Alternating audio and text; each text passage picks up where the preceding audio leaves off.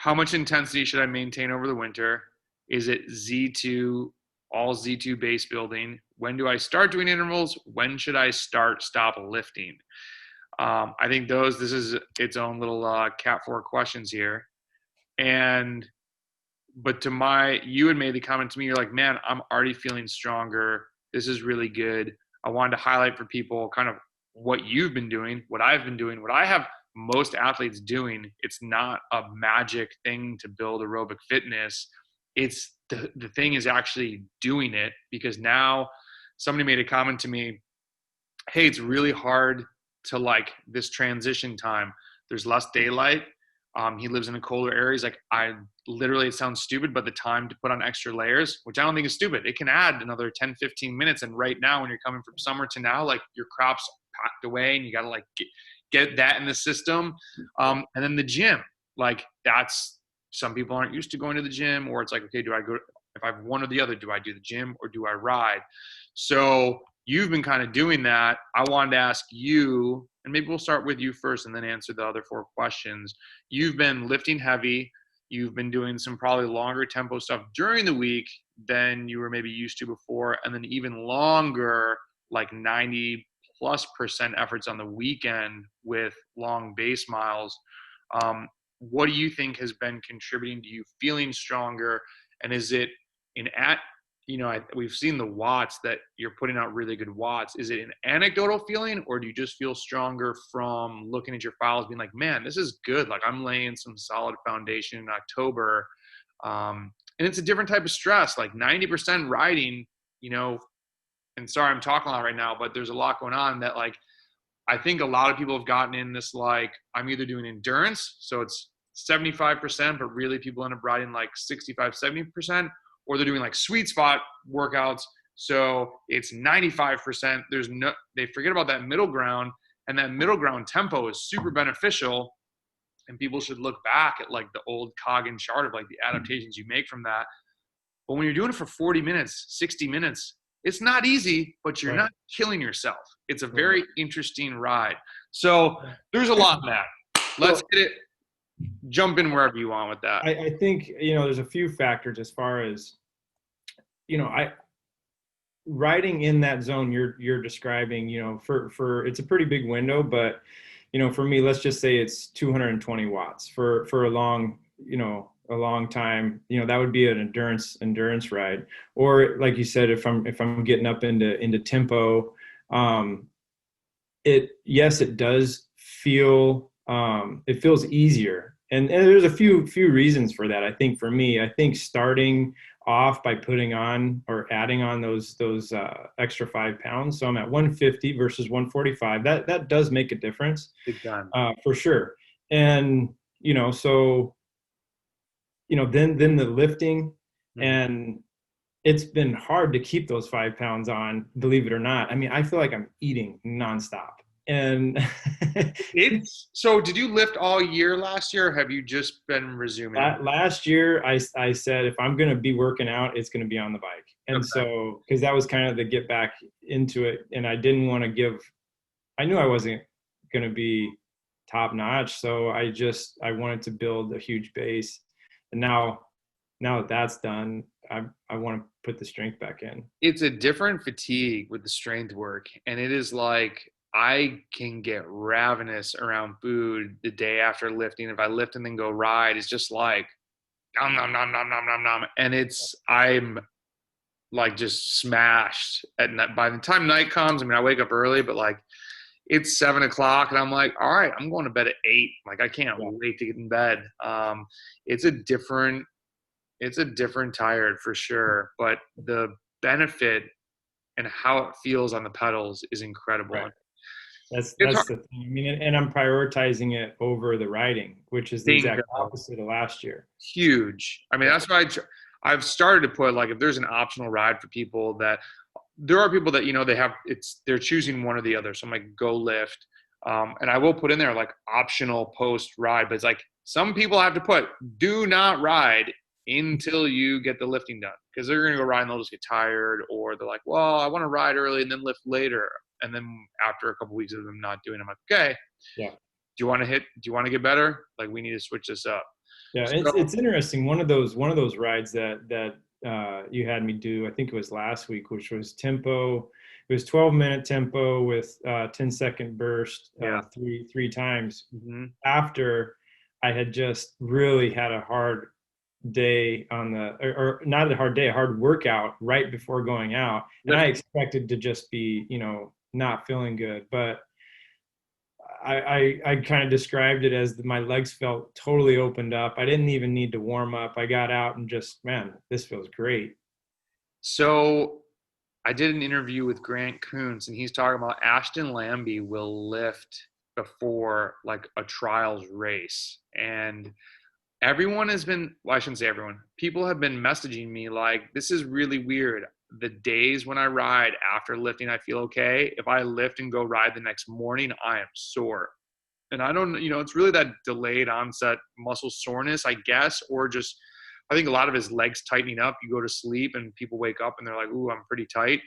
But I've had it both ways. I mean, yesterday I lifted and then rode, and I had a squat day.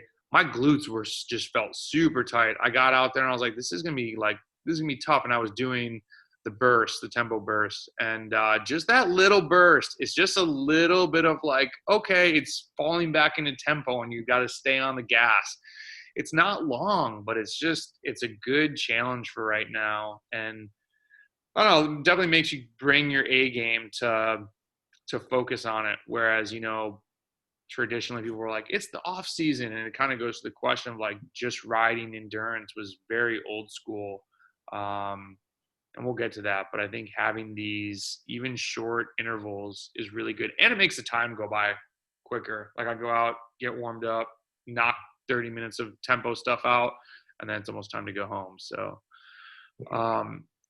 anecdotally, you were just feeling stronger on the longer efforts, definitely feeling the gains. And I think it's awesome from lifting, when you're having a harder time keeping the weight on, eating a ton of food, like, some growth is going on, which is cool.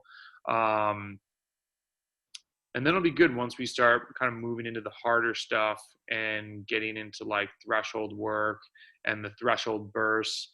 People are always like, I'm not going to be able to do those. I'm like, just wait. That's the whole point of build. Like, you're going to be a way better cyclist for doing them for sure. So what do you think? Let's answer those 4 questions. Question number 1 is, how much intensity should I maintain over the winter? What's your thought on that based on kind of where we've been going, but also like, how have you viewed that before? Well, like in the past, it's oftentimes kind of just a reset. Like Green Mountain used to be kind of the end of my season. I would usually take the rest of September off and then get back into Labor Day for everybody that doesn't know Green Mountain. Yeah. And then I would get back into things October pretty slowly. And so it was back to endurance riding and rebuilding for the next season. And then winter comes though. What's that? And then winter comes. Right. Right. This is a great thing to talk about. Because people talk about this like progression, and it goes, keep going. Yeah. I was going to say that this time around, I feel like I've got enough sharpening that I don't want to give that up. Mm-hmm. So I'm way more open to riding some intervals and keeping things sharp.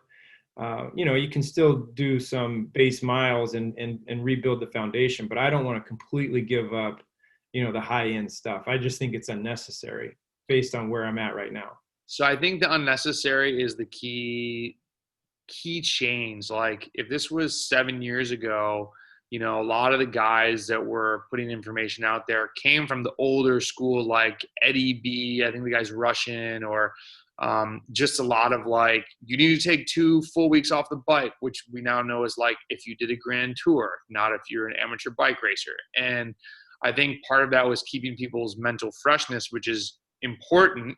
I think the bigger thing though is people are realizing that if they're truly resting throughout these cycles, you won't get burnt out and you don't have to like shut it all down. And with things like Zwift now and the racing calendar with gravel coming out and it not really ending in September, it's made everybody think like, okay, if I'm doing a race in November And then there's going to be a race in January on Zwift. And then there's something in February, like what is this off season?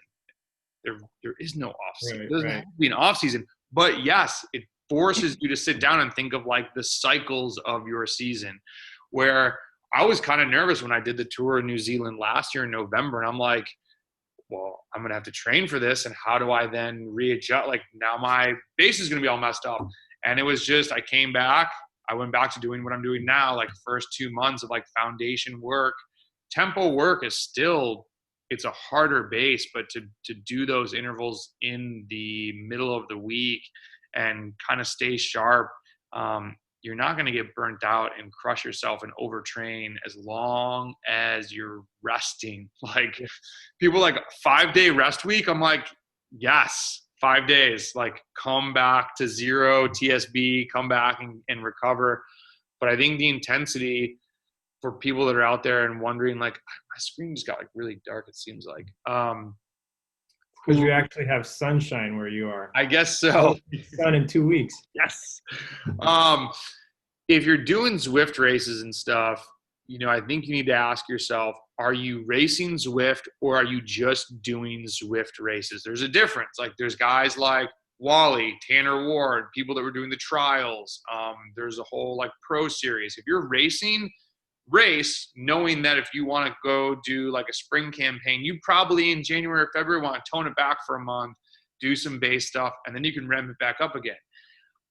Personally, I'm not doing any super hard efforts. I'm not doing any VO2 max. I'm doing a couple of bursts that are like 10-second efforts, but to just keep the body going. But I don't want to go sprint. I don't want to go do a group ride that's going to be like a hammer fest right now, because the benefits of taking 2 to 3 months of working purely aerobic stuff is so beneficial. And it's one of those things that's hard for athletes that are overly into the metrics. Like, well, show me the paper, da, da, da, da. And what everybody says, it's really hard to show the quantifiable benefits of long endurance stuff, because no one's going to sit in the lab for 3 months and do 3 to 4 hour endurance rides. It's just not going to happen until we can do like muscle biopsies and on the bike, like body blood analyses and whatever they're going to be able to do to prove this. It's just like, you got to kind of trust riders who have done it, that it works. Now, would you have different advice for, you know, the time crunch rider that we, you know, which is much more common, you know, the rider that's riding 6 to 9 hours a week, can they afford to let off the gas and ride the endurance? I think that endurance, you know, anybody can benefit from endurance, but can they do more than that? I would say still, if you're getting on and doing some tempo stuff, and if they only have 6 to 9 hours, they should still be going to the gym. So that asks the question like, well, then what are they doing on the bike? If they're going to the gym and spending 2 of those hours a week, let's say in the gym, and they have 5 hours left of riding, if they're just going to get on and like throttle themselves, I don't think you're going to get much from that. I would say then try to take your weekend ride, might only be 2 hours. Make 60 of that tempo. Make some of, and then make like your midweek ride, like a tempo burst ride. And instead of doing like, you know, 3x12, maybe try to quickly ramp up to like 3x20. Or it's going to be tough. If you have limited hours, you have less of a chance of being super successful at it. But really now the focus is strength. So continue to focus on the gym. But I don't see like, you know, I don't know if Tim Cusick coined the term like non-functional overreaching, or if that he's the only one I've ever heard say it. Maybe that's just an endurance term that he's brought back. But like, if you're going to go out and throttle it once a week while lifting, I think you're more in the more have a chance of just like burning out from that, because lifting's hard. Lifting, going in and building up, going through the adaptation process and then lifting heavy weights, I'm like shook. And lifting is not, you go to a group ride and you come home and you're like, I'm blasted. You go and lift really hard, you come home and you feel good, and 3 hours later I'm like, whoa. And it's just that the neuromuscular fatigue is insane. that's the thing that is overlooked, is just how much of your whole body is being incorporated to push or pull weight, especially heavy weight. And Mhm. so, I one of the guys I'm working with, he just started his strength training program, and one day after the deadlift, or 3 days after his deadlift, he's still complaining about being sore. And we're Lactigo, talking. baby. we're it's not heavy, but it's not just, oh, my quads, no, my hamstrings, my back, my Or everything gets sore, and you got to start out slow. And so the adaptation is huge. Just slow, just go slow. low body weight, and like that's the biggest thing. If people need help with that, maybe I'll post that online of like what we do with just like balance, mobility, form. It's going to take you a year to get good at lifting so that the next year you come back, you're working even heavier weights. I mean, the gains people see from year 2 to 3 are huge. And that was one thing when we had kind of like toyed around with really preaching about lifting. We're like, well, we really need to know, we need to have like things dialed so we can give people recommendations. And we had messed around with a bunch of different things. And one of my biggest issues is some of the programs is just like way too heavy of weight, way too soon. Um, Mhm.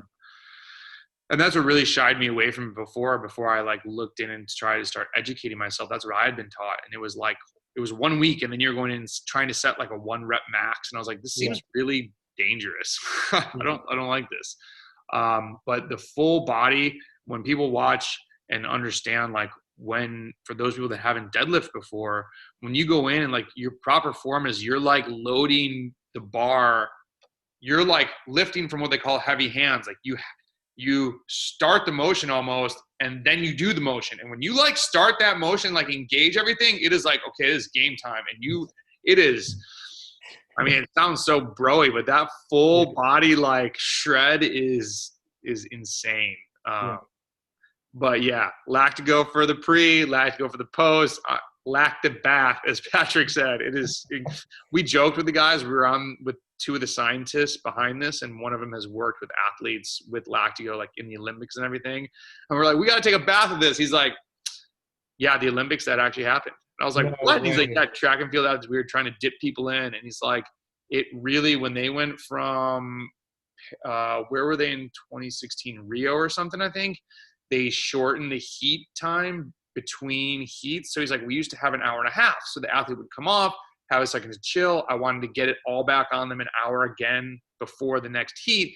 And they shortened it to 45 minutes. So he's like, people would get done and I literally would be like lathering them in lactigo. And they're like, can I have a second? He's like, no. And so it's been crazy. They've been in track and field. They've been having people crush like the dope era records. And he's like, dope testing is getting more rampant, especially now because people are crushing times that they did not think were possible because of lactigo. It is in this. Yeah. So I'm going to get off track because I could just preach about this stuff forever. Okay. So, well, we kind of answer this is it all Z2 base building? No, I don't think you want to be building base just Z2. I think Z2 is great on the weekends.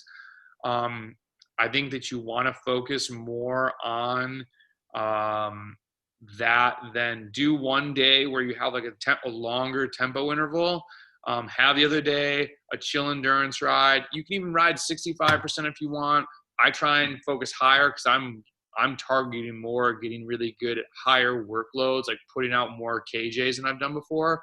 But there's a guy I have that's a former national rower, like really well decorated athlete. And we had the conversations like I've always like pedaled easier in zone 2 with the understanding that you get the same adaptations. And so we had a couple differences. We had a couple conversations of like, okay, well, if you're at low Z2 or high Z1, is it recovery or is it endurance? Like, obviously it's not an on-off switch. And then to play devil's advocate, if you're high zone 2, is it really more tempo or is it endurance? And like, it's obviously not an on-off switch. So I think finding that happy medium where I don't mind having a little sting in my legs from a long endurance ride. Like you get 2.5, 3 hours in and I'm like, damn, this is starting to hurt. And that's when a lot of people go home. Keep going, and guess what? You get better at it. You eventually, and it's a long game. We're talking months later. you're going to put out 10, 15, 20 more watts than you were before. And I looked back at like rides from 10 years ago, my endurance rides. I was doing it like 250. Now I'm trying to do them at 300. It's a big difference. You want to tell me that racer A is not going to be as good as racer B? He's not going to be as good. There's a huge subtopic in there. It's not just, you know, the neuromuscular adaptation and mitochondria and all that stuff. That could be a conversation of which one's more beneficial. But just from a repeatability and enduring training load, you know, the guy who's doing 300 and can go back out and do it again tomorrow is much better off, you know, from just a training load perspective than the one who's doing 250. So, you know, everybody's a little bit different. You don't want to kill yourself if it prevents you from coming back and doing some work the next day. You know, that was the knock on tempo for so long, was it's hard enough to ruin tomorrow's workout. And so you know, but if you can ride tempo and you can still have a quality workout the next day, that's more beneficial than having to do zone 2 days in a row, or whatever the case may be. Yeah. And I think a lot of people too, it's even if you give people, I think training also, you got to be realistic with it. If you give somebody a tempo ride and they go out and do that, the next day they're going to want to keep it to endurance. You give people 2 endurance rides, they're like, this is easy. They go out and smash with their buddies one day and then they kind of do endurance the next day. So it's like, they think that prescribing tempo and then endurance might be too much, but then in reality, what they actually go do is way too much. So like it helps you actually pull things back. Whereas just when you read it on paper, like, oh, this might be too much. I don't know if that comes across the right way, but it really helps. You know, I had somebody who had intervals and they went out with their friends and they rode and she was like, I'm going to get in trouble when I upload this ride. I'm like, these are guidelines. Like, I want you to still have fun. Go ride with your friends. Like, just don't do it all the time. And when you see a free ride, go do whatever the hell you want. But a lot of, you know, this structure helps you with just that, like structuring your training, but it's not the Bible. Like, things are going to happen, things change, and that's all good. But just try to stay disciplined. Yeah. The guy that I was just talking to, I'm not going to have this on the recording from before, but like, I was telling Craig, there's a guy that wants to win nationals and tells me, but all his efforts come from group rides. Got to change that up. So when do I start doing intervals? We're kind of hitting that one already. So when I think of intervals, I think, you know, we're starting to get up into FTP and above, you know. You can cut that out. Functional power threshold. So when I'm thinking about intervals, I'm thinking of higher intensity, not just tempo, but we're starting to get up there. So I would say, you know, it depends on when you're racing, but you want to be doing that at least 2 months before to build. And then, because you don't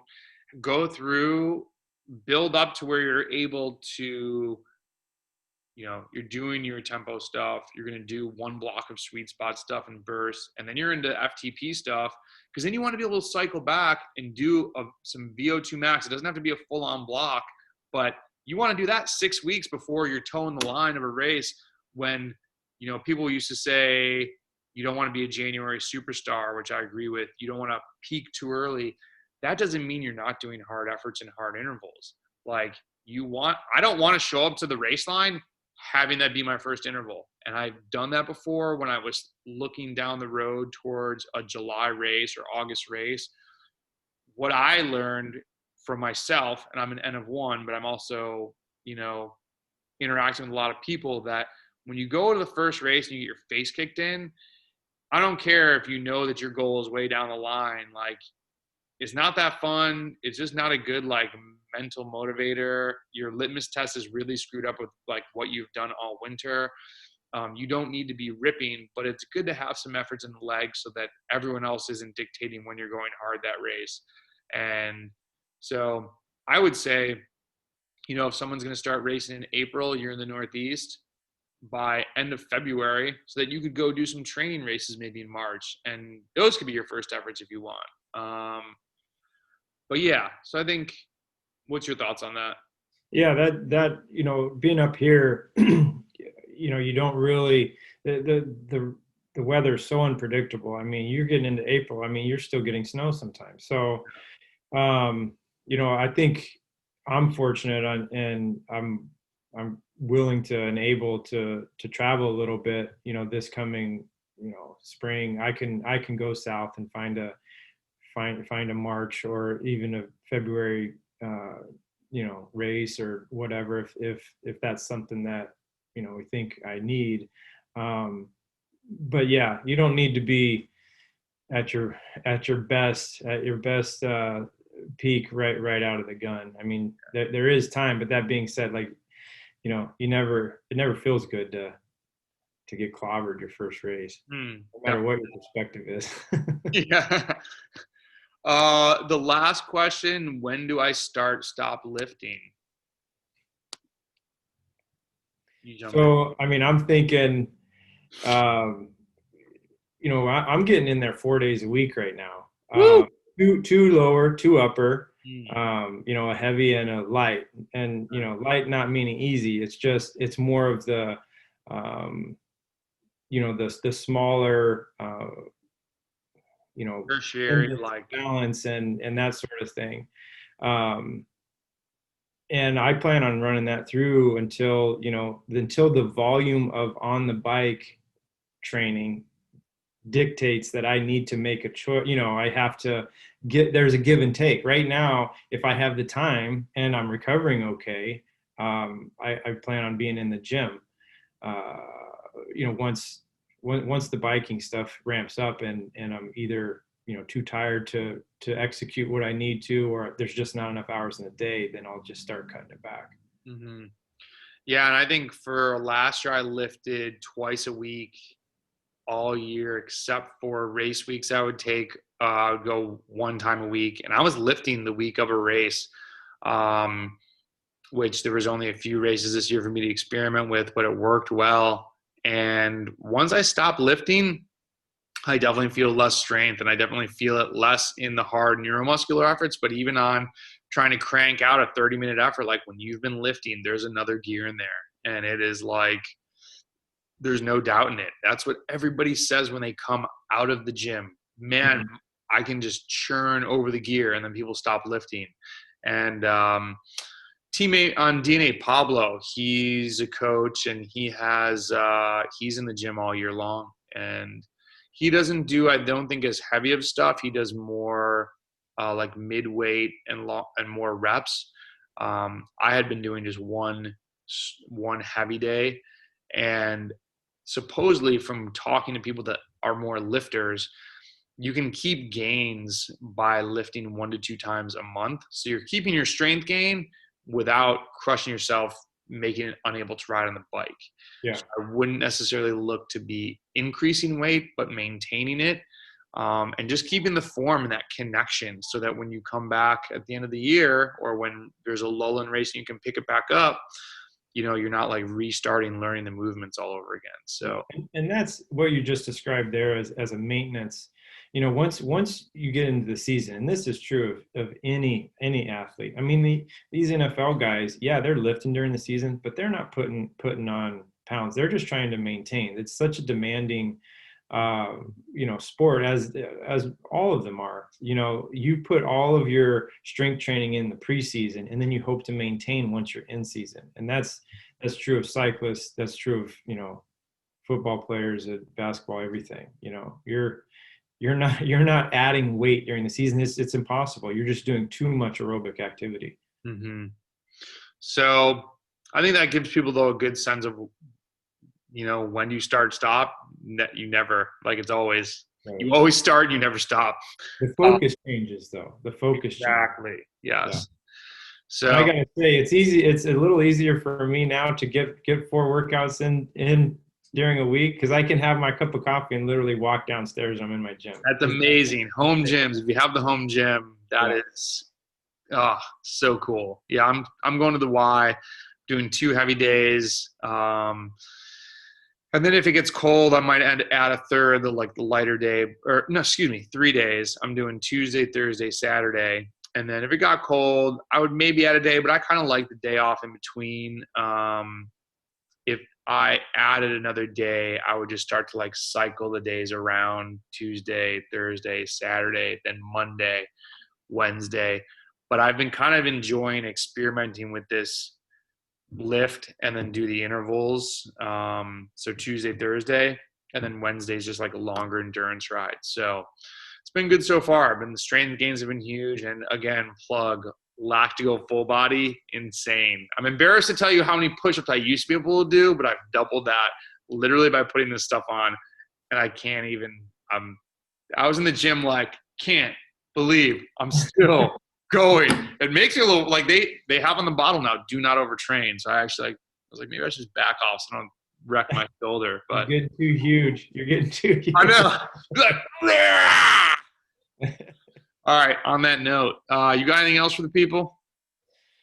No, I'm enjoying getting back in the gym. I should probably put a little video together or something. Like you and I have been talking a lot with Patrick about deadlift and how to measure that as a data point. Mm-hmm. To continuously increase. It's hard to measure. Am I getting stronger? But if you have a data point, and we're trying to kind of focus in on the deadlift a little bit. We all know how important that one lift is. Mm-hmm. So maybe that's another conversation down the road. Well, I think a thing also is, making sure that you're doing like linear progression programs that you can tell, am I adding more weight and am I getting more reps in? And then what's your AMRAP at the end of a set? That's another interesting thing that I never was doing that before until this year. Mostly because by the time I got to the last set, I was just finishing them. But yeah, it's interesting. It's crazy to see the weight go up. And then it's also very interesting for me having to be going into, I'd say, the third year of really lifting to like super serious, but seeing the weights that I'm starting with now versus where I finished and versus where I started last year. It's like strength gains are awesome. Yeah. Addicted to that. So, all right, man. Good chat. We'll be back in another 4 weeks. And if people have topics that they want us to discuss, definitely submit them and we'll continue tracking. These conversations too, I think will get even more interesting once racing comes back next season. We can talk about races and specific stuff for you getting ready for nationals. But video 3 in the books. We'll talk to you guys soon. See ya. Yeah.